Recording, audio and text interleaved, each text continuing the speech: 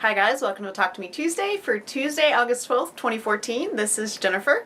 I've had a slight change of scenery behind me here. Last week I had what I told you is a superhero quilt on my design wall, and I have temporarily taken it down because I finished Count Rugen, and so I have my Princess Bride blocks are pieced. I have my pieces on the wall. Everywhere that you see blank space and where you see post-it notes, I am actually waiting for some fabric I ordered that will be the background fabric for this quilt, and hopefully it'll be here in a day or two, and then I'm going to get this quilt top pieced and ready to go. These really big spaces like this, it's actually going to say The Princess Bride by S. Morgenstern, so you can see that layout on Fandom and Stitches, but all my blocks are pieced and they're ready to just be joined into a quilt top, and that'll be one more quilt top that I have finished this year that has not been quilted, so we will have to get on that. I do have to tell you a little story about this because I was working on this Saturday. I designed the layout for this quilt months and months ago, possibly like last year. I don't even remember. HP5 Freak will have to remind me because I think I might have actually designed the layout in the fall of last year. So anyway, so Saturday, I'm like, oh, well, I don't need the layout. I remember what the layout is. I know what I need to do. So I got my blocks up on the wall. I got them all spaced out. I'm like, okay, this is good. So I need cornerstones and I need these pieces. So I got all my cornerstones cut out, and then I cut out all this fabric for these long rectangular pieces, and then realized I had switched the colors. So I had done all of these pieces in cream, and I had done all of these pieces in green, which completely destroyed the pattern. It looked like a mess. I stood there looking at it going, what have I done wrong? Like, I don't even know what I've done wrong. And I had to look at my picture of the design that I did, and then I went, oh, the colors are backwards. So I pulled all that fabric down, put that stack of rectangles aside, which I will make into something else. They're all 5.5 inches wide, so I'll probably just make 5.5 inch squares out of them or something. And now I'm waiting for background fabric because I had the wrong background fabric. So we will just wait for that to show up, and then I will get this pieced and finished. So speaking of the superhero quilt, I told you guys I was going to tell you about that this week. I have a stack of blocks here that are for this quilt, and I'm going to insert a picture of what this quilt will look like. This is just a computer mock-up, but I want to show you what it's going to look like here. So basically the story behind this quilt is one of the Fandom and Stitches community members. She approached me and asked me if we could make a quilt as a group for Mikey. Mikey has cystic fibrosis, and he's waiting for a liver transplant. And I'm going to put a link to his mom has a Facebook page for him, so you can kind of follow what's going on with him. It's called Mikey's Fight. And we are making a superhero quilt for him. And as you saw, it says Mikey down the side, and here's the M. I designed the text just for this quilt. I haven't done any other letters, and all of the blocks are superhero blocks. So we've got Batman, we've got Robin, we've got Superman. So the top is DC, the bottom is Marvel. It just sort of worked out that way. And all of the blocks in this quilt were designed either by myself or by Lilia. So that, like, again, that just worked out this way. I took blocks that were already on the site and designed, and by the site I mean Fandom and Stitches, and then designed the text to go in the quilt. And then all of these blocks have been made by Fandom and Stitches community members, so they have been mailing these to me. And just to give you an idea how awesome our community is, I posted this information, and within about 8 hours I had volunteers for 90% of the blocks.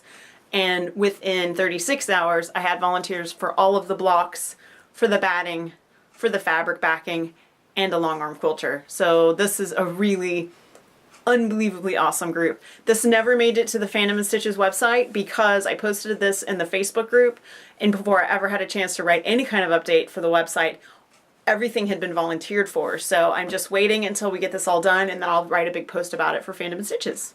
So this week on Fandom and Stitches, tomorrow will be the post for I Love Musicals, and I am actually a very big fan of musicals since childhood. And one of my all-time favorite musicals is Singing in the Rain, and this is actually a song that kind of gets sung a lot in my house, and it has come about more since I have a cat named Rose. So I did this little piece, which is Moses supposes his toes are roses, and the notes are the actual notes from the song. I actually found the sheet music and used the notes from the song to create, it's just Moses supposes his toes are roses. So that it's super easy stitch. I actually, I used my fabric markers again, and I colored in the notes so that they're not filled in with stitching. You can see on the back they're not filled in with stitching. That's actually fabric markers, so I really like the way this one came out. So this is my offering for this week, and if I'm counting correctly, we have 2 more subjects for the Summer of Stitching. This past Saturday, my husband's gaming group had their annual gaming extravaganza, and this is where they get together for an entire day and they game from morning until late at night. And this year, my husband ran the game. It was if I remember correctly, a Call of Cthulhu game. And I helped him with a bunch of the props and things. He actually designed everything, did a lot of printing. I helped him with a lot of cutting. More consultation than actual, you know, like he did all the hard stuff. I trimmed a lot of stuff for him. But anyway, there's one thing that I did that was to commemorate their game, and this is an idea we came up with together. And so for his gaming group, he gave me an idea of a design that he wanted, and I created a stencil for t-shirts to make commemorative t-shirts. We just thought it would be hysterical to make commemorative t-shirts for his gaming group. So that's what we did, and I have one of them here. He gave the rest of them away on Saturday, and so it's 2014 gaming extravaganza, and this image is from, I think it's from a play that's in the game. I don't remember exactly because I wasn't that involved in that part of it, but anyway, so I made I actually did 8 of them. Originally it was going to be 7, and then we found out that one of the sizes we had was wrong, so I got another shirt and did an 8th shirt, and so this was the only shirt that had a mistake, so I kept this one. And anyway, so that's that, and I stenciled, like I said, 8 shirts last week, did 7 of them in one day, and I'm going to insert a picture of that because I had shirts drying all over my sewing room, on my banister, on my tables, just everywhere. So I did a little shot that I took that I'm going to post for you guys to see here.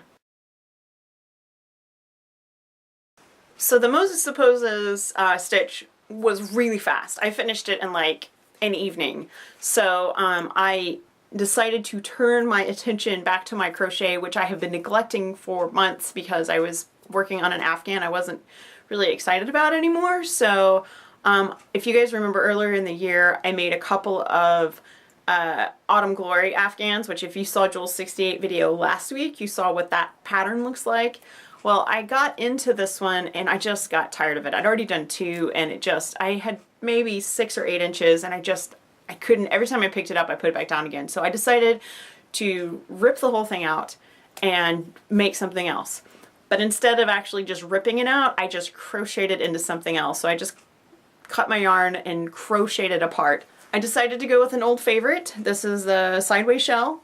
I've made this many times before. By crocheting it out, the stripes ended up in really interesting places, and I really enjoyed the way this is turning out so far. So this is the sideways shell, and you can see how the stripes are coming out really interestingly.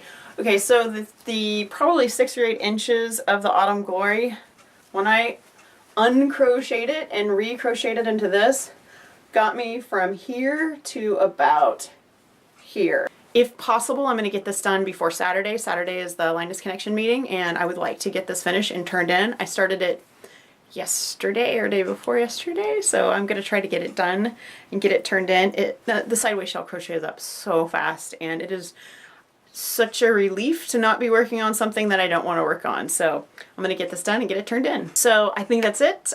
Be sure and check out Sewhooked. There's a new prize for participating in the Flickr group over on Sewhooked. Check out fandomandstitches.com. Today will be Tuesday photos and everything that's been new the last week, and we have new prizes. Tomorrow, check out Fandom and Stitches for the next to last, the penultimate, I'm pretty sure, Summer of Stitching theme. So that is going to wrap up pretty soon, and at the end of that there will be a t-shirt giveaway for one person that designed a pattern during the summer of stitching. So I'm really excited about that. We're going to give away a Phantom and Stitches t-shirt at the beginning of September, so that'll be cool. And before I ramble on anymore, I'm going to let you guys get back to your life, and I will see you guys next week. Bye.